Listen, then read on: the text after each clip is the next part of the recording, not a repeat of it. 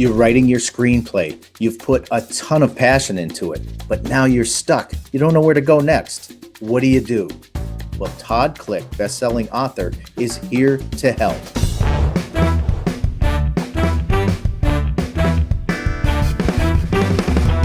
This episode is brought to you by GlideCam Stabilizers.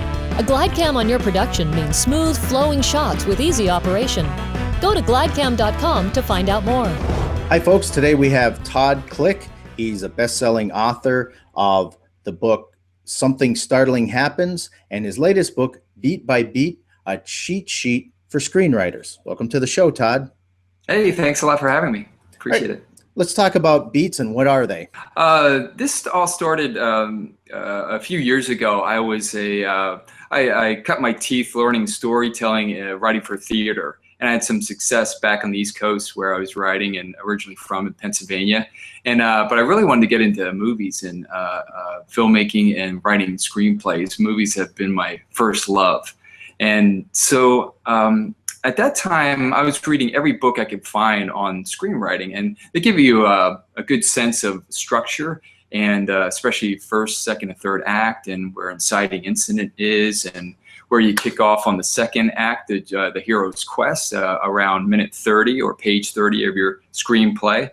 And but I was more interested in what was in between those common minutes that we knew structurally, because between page 1 and page 30, that's a lot of space that you got to create things.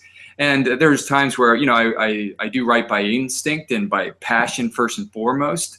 And then, I do that. But then, I'd hit these walls and I kept hitting them. So I thought, why don't, Picasso said, steal from the best. So I would go study the best movies, the most successful movies I love myself.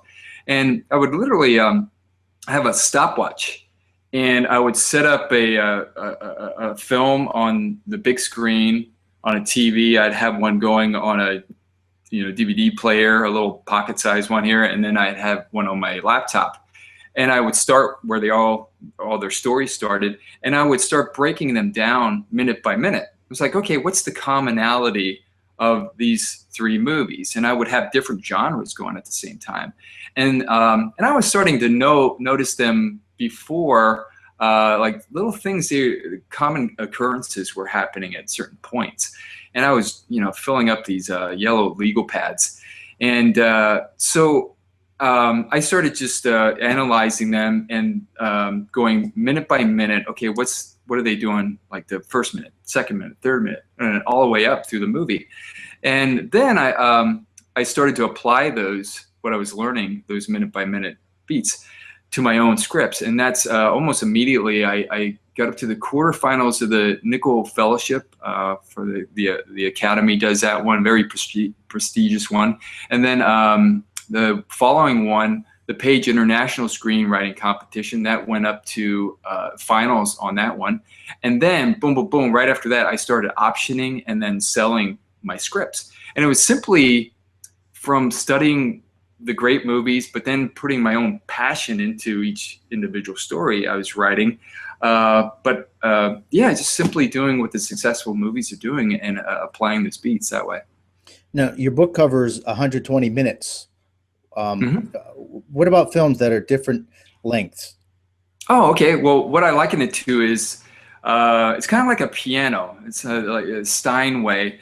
Over the years, the Steinway piano has developed into the white keys and the black keys. They have come to a certain length in width, and then they work with the fingers, and it comes to this 88 keys that are set in stone. And then the musician sits down and he starts to play, and the musician can play jazz. He can play very classical music or hip hop or boogie woogie, whatever. So they bring the keys are set in stone, and it's kind of like these the beats, the story beats are set in stone in that they have been distilled down to this beautiful thing. The great films do this, where a screenwriter will usually write very lengthy, way more than is needed, a lot of fat in it. So then the director and the actor, they start working together on the scene. They realize, oh, you know, we don't need this page of dialogue. We need to say that with a look. And it gets trimmed down even more. And then the editor comes along and he trims it down even more. There's just like, there's this thing inside all of us. We have this innate rhythm, organic rhythm, and the great movies get honed down into this beautiful rhythm, boom, boom, boom, boom. And it's kind of like those piano keys on the Steinway. So you can be like say the John Carpenter's Halloween could end at 86, and all the story beats are matching up. But then there's these little kickers that keep you going. If a story is 95 pages or if it's 120, you just continue on those beats. And then I have some suggestions in my current book, Beat by Beat, of what to do if your story is even longer than that, or you want to extend it longer than that. I have these little tricks that I put in there that we all us pro screenwriters out here in LA use. So I thought I'd share that with you guys as well.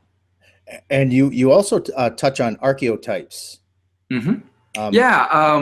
What I did was I could show you like a little picture here in the book. I studied, there's like 10 archetypes that continually are used over and over and over and over again in successful movies, also using great theater, back as far back as Shakespeare and everything. But what I did was, before we even get into archetypes, I went into, I got the top 6 genres in movies, and then I got the top movies in each genre in the past 10, 15 years.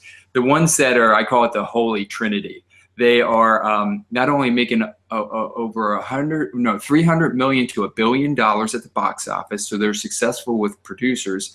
They also are rated very high on Rotten Tomatoes with critics and audiences. So they're hitting on all cylinders. Audiences love them, critics love them, producers love them because they're making money for them. So what I did was get those movies, and then you can just kind of see here, I broke down the archetypes, top 10, and then all the characters that are used in those movies. So you can kind of see that. And then I went through and I explained exactly what the main hero's purpose is. There's a difference between, some movies can have like The Hangover has like looks like 4 heroes going into a journey, but there's always a main hero that has a very specific arc that he goes through. So I explained what that is, what the sidekick is, what the maiden's purpose is, what the wise old man, the villain. There's another one that is never really talked about in books. It's called the henchman, and I introduced that one in this book. But the henchman shows up. He's kind of the villain's right-hand man who the hero has to get through before he gets to the main villain. So I break all those down and I try to make it very fun. The screenwriters, we're very visual people, so I added like over 700 movie stills and images, graphs to make it fun. I made it fun for myself. I couldn't wait to get the book in from the publisher, because I'm using it currently on a new project and I'm writing it all. I have it dog-eared, and I just love to have visuals and very simple explanations. I don't need to have a book go on and on about something. I just want it concise and, okay, this is what the hero's flaw is. This is what the inciting incident is. This is what, the main ingredients of story. So I try to do that in this new book. And each chapter is when I looked at it, like very short names. Mm-hmm. Yeah. What I do is like, say you're working on your screenplay, and say, give me a page on your screenplay, a minute where you might be struggling. It could be any. We'll say 22. 22. Okay, excellent. So what I did was, I laid it out so you could go to page 22. All right.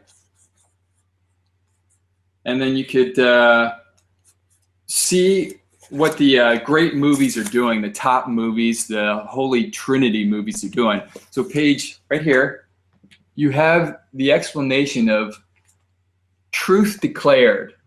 Is what it's called. And then you have the stills and exactly what all the top movies are doing exactly the same on that minute. So, for example, Truth Declared, a truth is stated. So this is a moment of truth, literally. It could be the bad guy, the hero, or the ally, but someone speaks truth during minute 22. Why is truth declared effective storytelling? Because in our everyday world, we're so inundated with white lies and fluff. When someone speaks the truth, our ears immediately perk up, and it's one of the storytelling techniques that great movies use over and over. So then I use Skyfall for example. That's one of the top movies for action.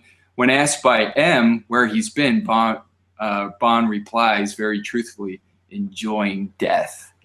So there's every movie has this like boom, very clear, concise truth that's declared on that moment. So you can go through if you're stuck on your screenplay. Again, I can't emphasize this enough. You write from your heart and passion and instinct first and foremost. You're going to tap into some universal stuff.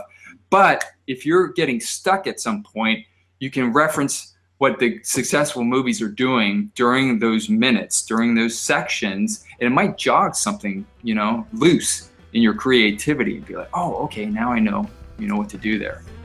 All right, Todd, thank you for the great information. I think you're going to help a lot of people with their screenplays. Cool. I appreciate it. Yeah, thank you so much for your time.